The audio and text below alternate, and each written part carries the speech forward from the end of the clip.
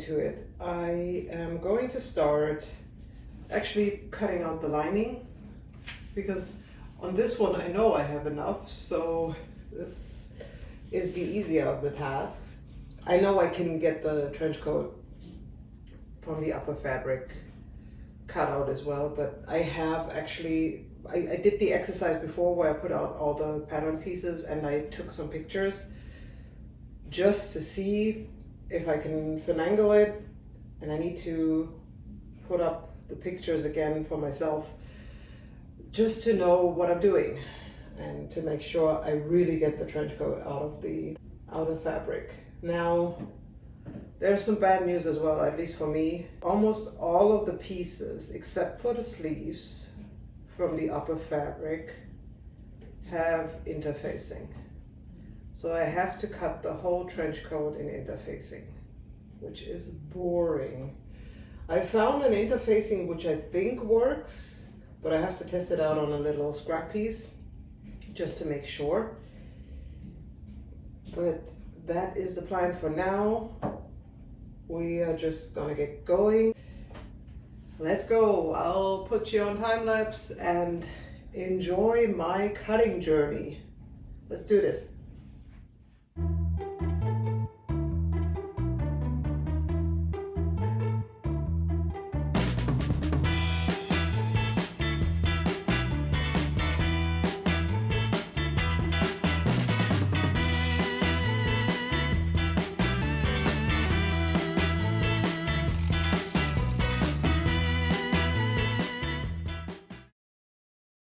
This is everything cut out. And this is where I will stop for today. I have not only cut the fabric out, but as you can see, everything is interfaced as well, which was a bit of a pain in the butt to iron all of the pieces together, but it's done. It is done. And well, there's the exception of the facing piece, which I have not interfaced yet because I have to sew together a little bit on the facing because I couldn't get the length out of the full length out of the piece of fabric I had. But as I told you, I was 30 centimeters short. And this is what I have to do first. I have to sew this together and then interface that. And now showing you this. This is all the leftover fabric I have. This is probably the biggest piece I have left, which I can use for tabs potentially or whatever. This is all that's left. Yes, and tomorrow we will start the assembly. I have, for reasons, I have put it up like this. This is only the shell of the code. Obviously, we have over here all the lining pieces, and also here are the sleeve pieces and the collar, the flap, everything. But this is, for now, just the shell, the bodice shell, because that I have to sew together first. And so I've laid it out to not confuse myself too much. And hopefully this will go together smoothly, but we will find out tomorrow on day 2. Day 2 of the Vincent and Mia trench coat.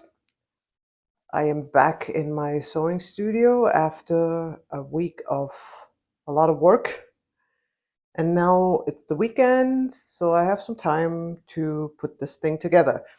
Full disclosure, I did read up a little bit about the trench coat. I like to do this with the Cinemakes. I like to read a little bit into the history of certain outfits, and with something as iconic as this trench coat, I was certain there would be some articles on it. And sure enough, there is.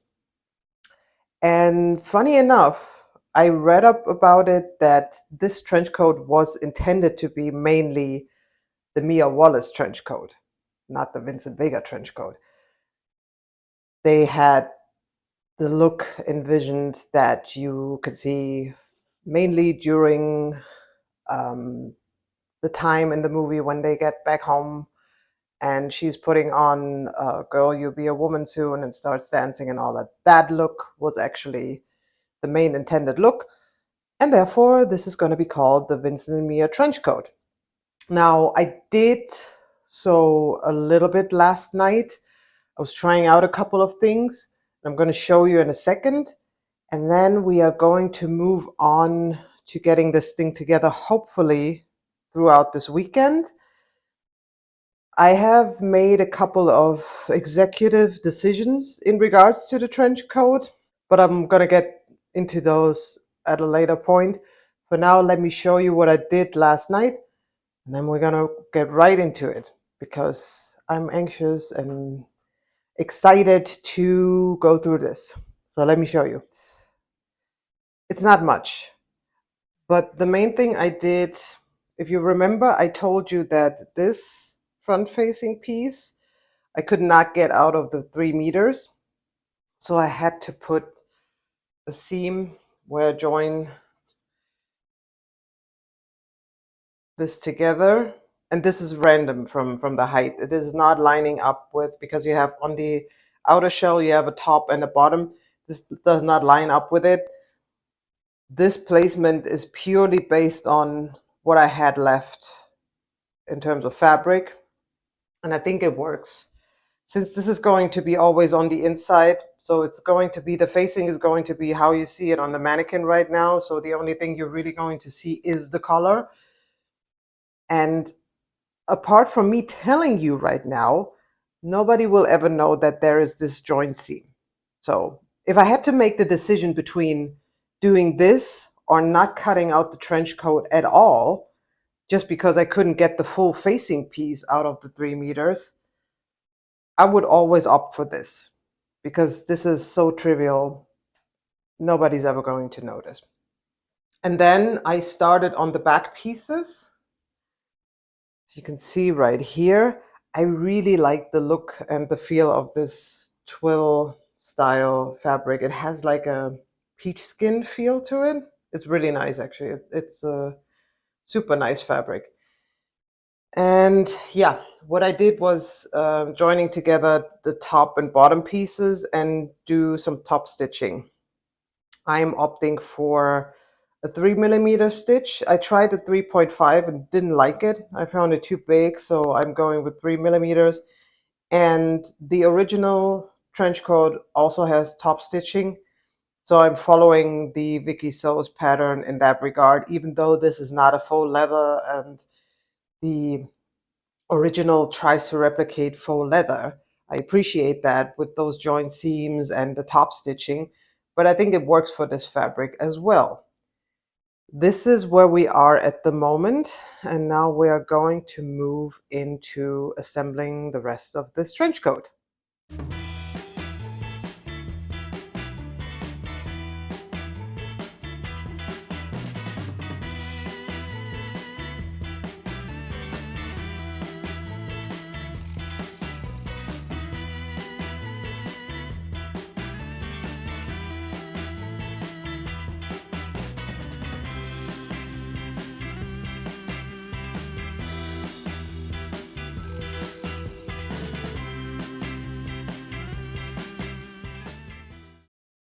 Couple of hours later, we have fronts and backs assembled.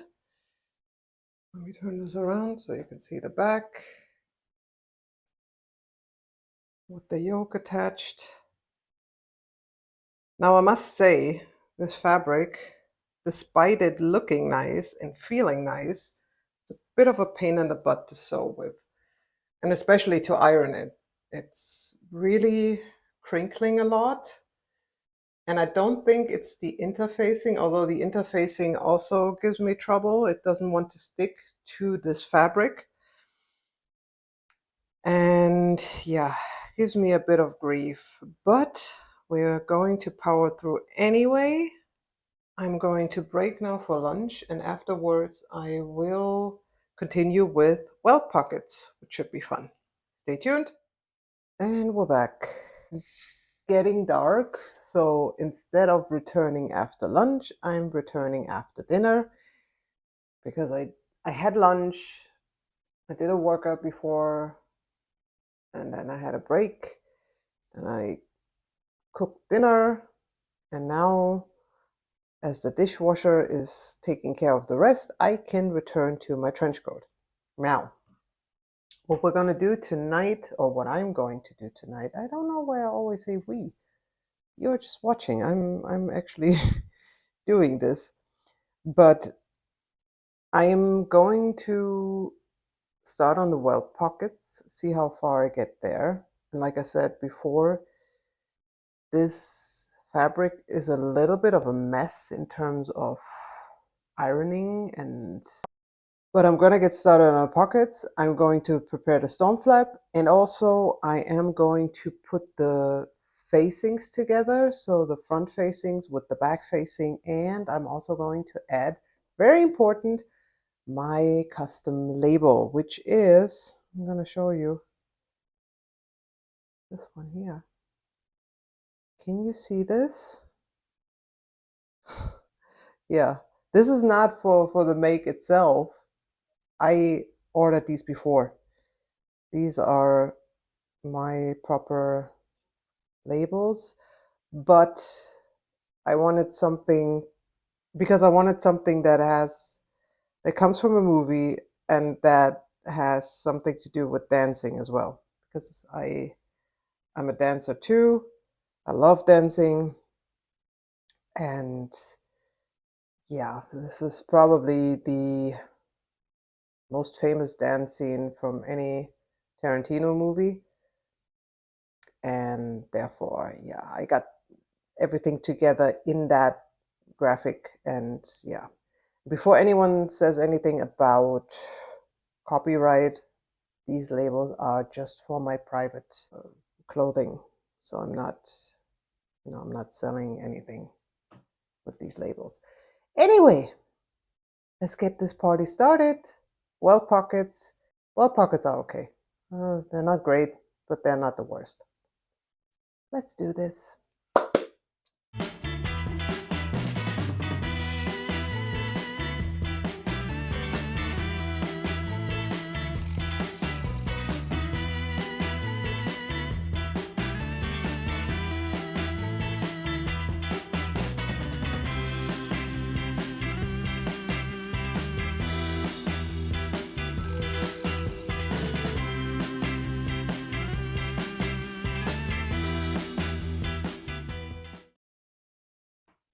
Day 3 of the trench coat. I did get to do everything I wanted to last night. The welt pockets are not quite finished yet, but I'm going to do that right now. It's mainly trimming, stitching everything in place, and then stitching the pocket back. Not that much work. And the storm flap is prepared, and I pinned it to the front piece. The back and front facings are attached. Now we're gonna move on. Today it's gonna be, first off, yeah, finishing that, then we're putting the side seams and the shoulder seams together. I read after that it's the collar that we're going to work through, and I say we. I stopped pretending that it's not an us journey because you're watching, so I say we. Yeah, at some point putting the lining together, getting all of that done. And I did notice in the instructions that you need shoulder pads, so I grabbed 2 pairs of shoulder pads because I want a little bit more than what the initial shoulder pads are giving me. I think I need to start getting shoulder pads again for coats and stuff. I don't really have them. I have other shoulder pads. I need to stock up on that. But regardless of that, we are going to keep moving, putting you on time lapse. Enjoy.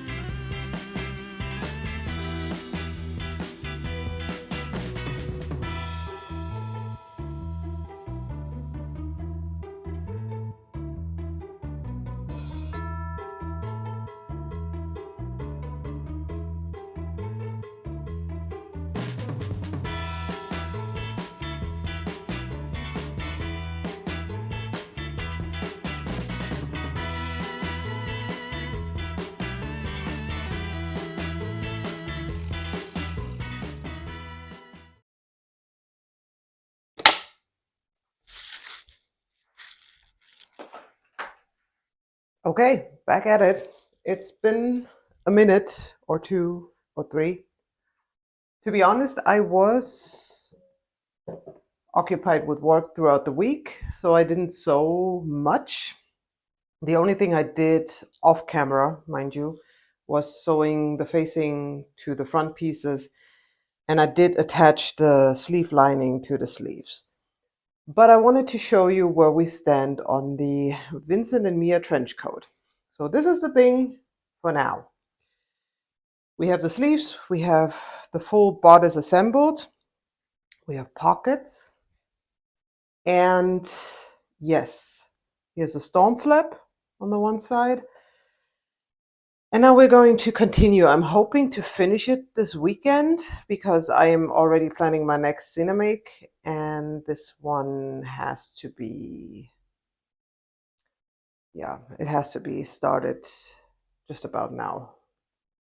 And therefore, yes. Couple of things on this one.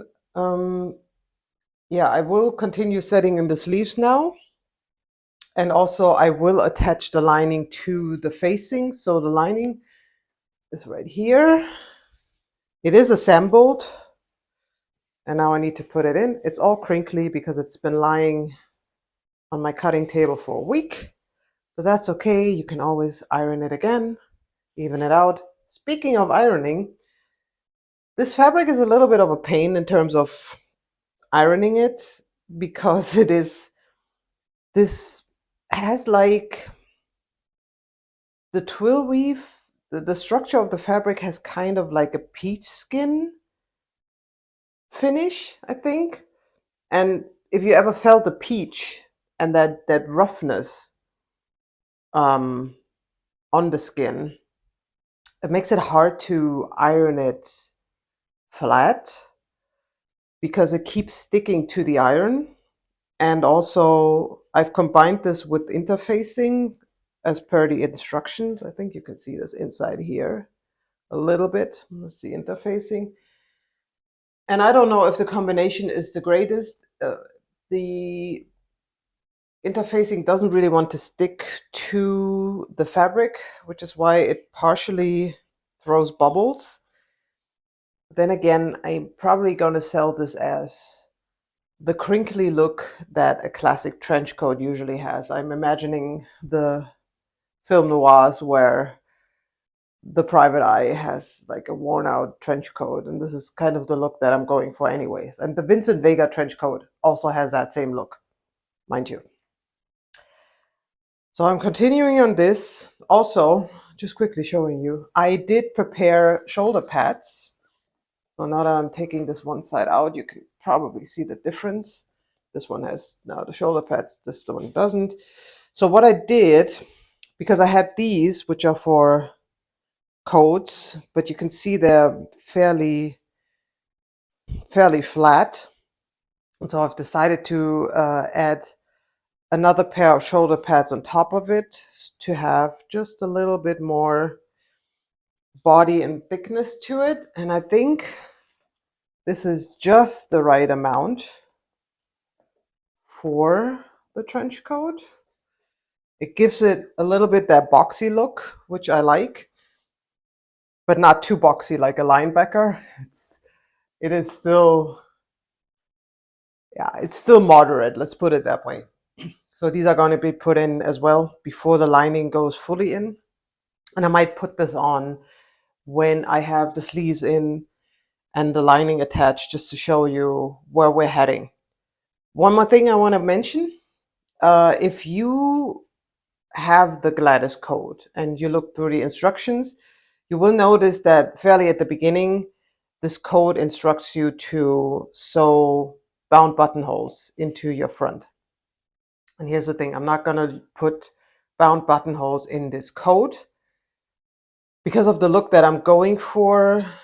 And from what I've seen from the Vincent Vega trench coat, it has more like machine stitched buttonholes. And since I'm not going to machine stitch any buttonholes into a coat, because that would really terrify me, I would go with hand sewn buttonholes, which is maybe equally terrifying. But this is pretty cool. I found in my stash this thread. Not sure if it's going to focus enough. But yeah, you can see this is silk thread. And what's written on there is in German anyway, so unless you're German, you probably won't be able to read it. And this stuff is like probably over 40 years old. These are the cones they used to have, like little cardboard cones with silk thread. This is like 50 meters per spool. And I'm using this color because I have two of this, so I'm fairly confident that it will be enough for the coat. And it matches fairly well. I tested it before I turned on the camera. So this is what's happening. Hand-sewn buttonholes, which makes this even more time consuming. And I already feel like I don't have that much time, but this is probably what we always feel anyway. We always feel like we don't have enough time. Enough of the rambling. We're going to move on with this so I can show you what it looks like on me. Let's get going.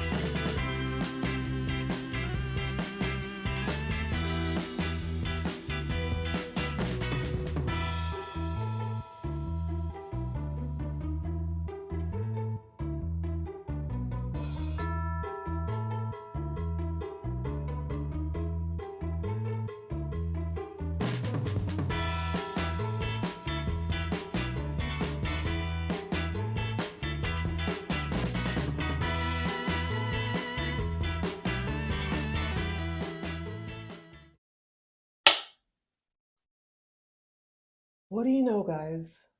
I have a trench coat. It's almost finished. From here on out, it's simply hand stitching, which you can debate if that is simple or not, but I'm going to show you what the coat looks like right now. This is the Gladys trench coat from Vikisews. All assembled, nicely fitting. I must say I love the shoulder. I think the combination of the two shoulder pads was just perfect for this. And yeah, this all needs a very good press, obviously. And like I said, this fabric is a little bit difficult in terms of the ironing, but we're going to make it anyway, give it a nice finish in the end. There's the pockets, as you can see. I really like the fit. The back vent, you can see here. I did top stitch everything down, which is what you just saw in the time lapse. And yes, from here on out, it's like I said, only hand stitching. I need to close the hem. There is one part, and it should be here. Well, I pulled everything through to the right side, so this needs to be closed via hand stitches. And then to the exciting part of sewing buttonholes and buttons onto this thing, and then it will be finished, because I'm not, like I said in the intro, I'm not going to put the belt on here because it's not in the Mia and Vincent trench coat, and also because I didn't have enough fabric. Simple enough. Just quickly showing you, before I wrap this all up, what buttons I actually am going to use. And these were actually the ones that my mom intended for her coat, so I'm using just those on the coat. I think it gives it a nice, classical look. It's simple, mother of pearl buttons. Gonna be on here, as you can see, so they fit nicely. And then I'm gonna have a trench coat. I am very happy about this. I like the fit of it. I like the lining too.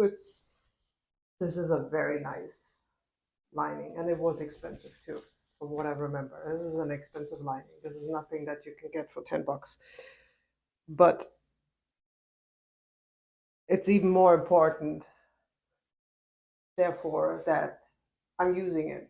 I'm using the fabrics that my mom bought and that I inherited and that have been in my stash for way too long, because this has been in my stash for a long, long time. And now I'm finally using it. And yeah, it looks great. This is not, like I said in the intro, this is not as slouchy as the Mia and Vincent trench coat because it's off shoulder, the original. I must say I like this more. I might venture out and do another trench coat where I really go with the slouchy shoulder and everything. But for this particular piece, I like that it has the fitted shoulder with the shoulder pad. And I think it's a very classy look. A little bit of the curvy, curvy look. I could go to New York City, go to Central Park. No, I won't. But this is really cool. I really, really like this. And it's just simple, classy. It's not the extraordinary, fashiony type of thing, but this is a real staple in my wardrobe. So yeah, enough of the rambling. I'm gonna finish this up. You are going to see this, I guess, right now in all of its glory and me being dolled up for it. So enjoy, and then I'll wrap this up. Thank you.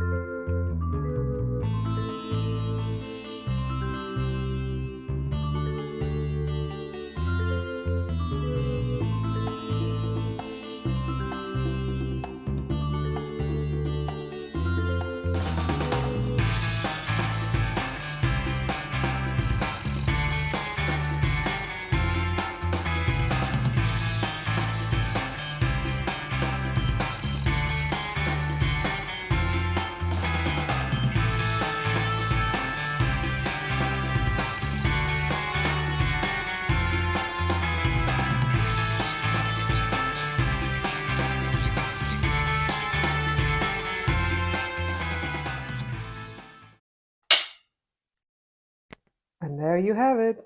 The Vincent and Mia trench coat is finished. I'm very happy with this make. I have it right here. I'm not wearing it inside. I mean, mind you, it's around 30 degrees Celsius outside here in Miami, and yeah, it's only a little cooler in here, so I'm not wearing it. You can see it in a few pictures, and I also did take a few videos, so you can see it in all its glory.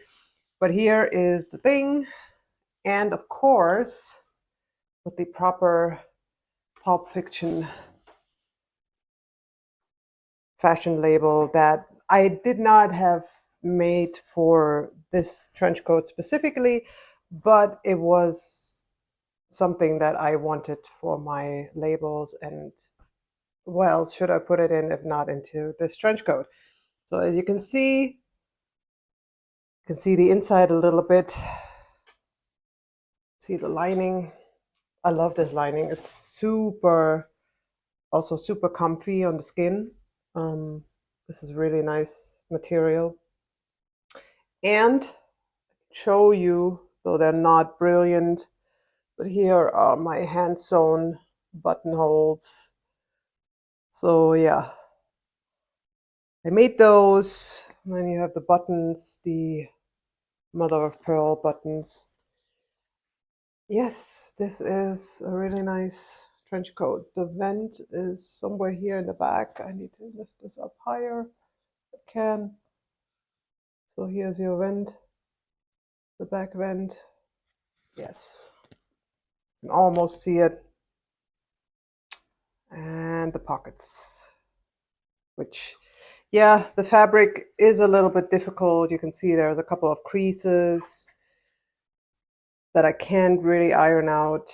And I did test also because the whole time I was wondering if it is the combination of the fabric with the interfacing, and that might play a part in it too, but I also think it is the material itself, which is a little bit difficult. And just to demonstrate to you, because as I told you in the beginning, I was working with very little fabric, and I threw away the little noodly pieces that you have on the side. But this is actually what is left of the fabric. I'm not kidding. This is like the only piece left. I'm gonna keep it, I mean, just in case you have to kind of fix something small, should something tear ever. I think it's good to have just a little bit of fabric for that. But that is all that was actually left of the 3.1 meters. And the pattern required 3.4 in my size and height, which I'm proud that I managed to cut this out of the 3.1. Oh, and I can quickly actually show you. The only thing that I had to kind of fudge on this one was the facing, right? So I did mention that I had to kind of make it with a seam. As you can see, it's not a through piece, but you have one seam here, and you don't even really notice it because on the outside you have tops and bottoms stitched together, and it almost looks like it's supposed to be that way. It's not the same height, but nobody's gonna notice.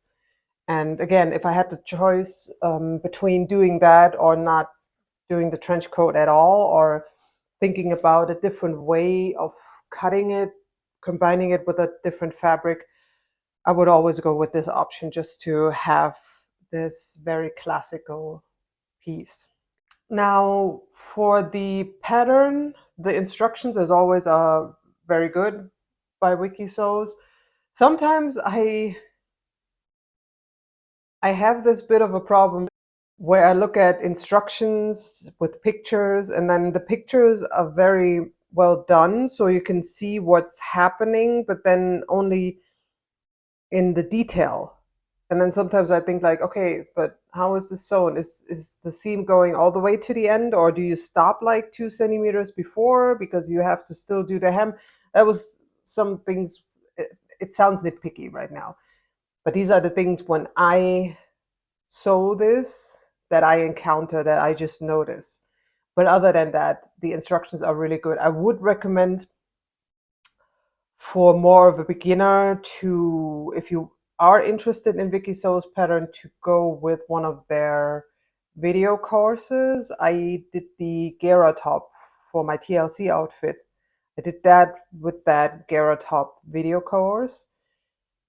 And there I kind of minded that I didn't have written instructions, but that's a different story. My point is the video course is more detailed. So they really take your hand, and it's really like every singular seam is shown, every singular time that they're pressing, it's shown, which is very good, especially for a beginner, to just familiarize and kind of get a feeling for how a garment is constructed. Also, I must say, with I was joking around with my hand sewn buttonholes. I mean, they're not perfect by any stretch of the imagination.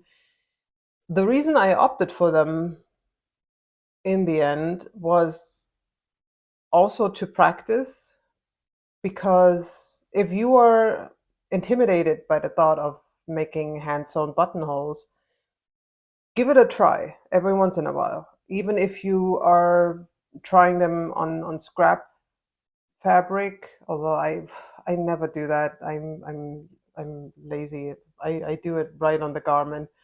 But for me, it's like, and I did practice these like way back in my in my youth.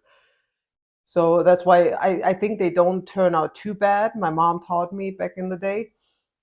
But it's also kind of like you have to force yourself to really try out things. Try it again to become better. Because if you're simply avoiding doing something, then you're just avoiding and you're never learning from it.